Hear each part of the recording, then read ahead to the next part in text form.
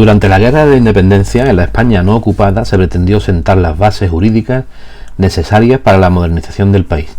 Este proceso culminará con la constitución de las Cortes de Cádiz y la redacción de la Constitución de 1812. Podemos ordenar el análisis de este proceso en las siguientes partes. En primer lugar, la convocatoria y la Asamblea Constituyente.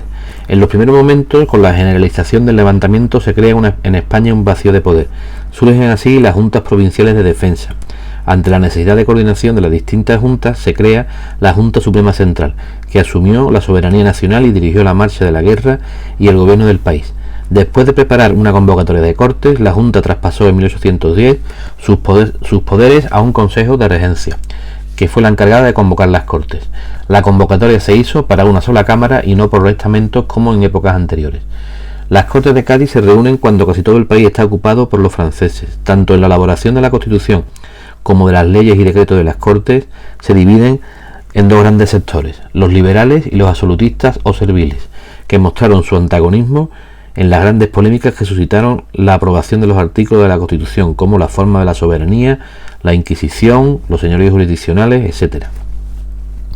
Las Cortes de Cádiz iban encaminadas a desmontar el antiguo régimen. Así pues, además de redactar la Constitución de 1812, van a llevar a cabo una gran labor legislativa. Se promulga la abolición del régimen señorial, se inicia terminantemente el proceso de desamortización eclesiástica, se concede la libertad de trabajo, la libertad de los propietarios para cercar, vender o arrendar su finca, la libertad de industria, de comercio y de circulación de productos.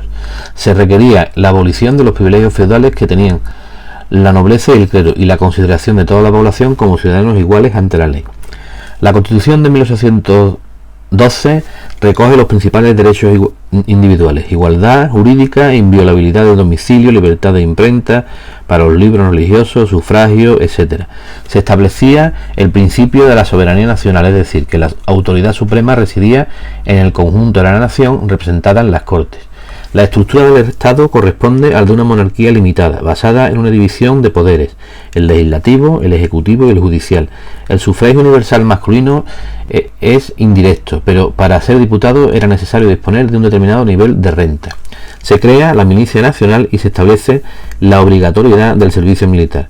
No se reconocía, en cambio, la libertad de culto, sino que se imponía el catolicismo como religión. En conclusión, la Constitución de 1812 representó el primer intento serio de racionalizar el Estado y el ejercicio del poder sobre la base de los principios del liberalismo, por lo que se convierte en la referencia obligada y permanente de todo liberalismo posterior.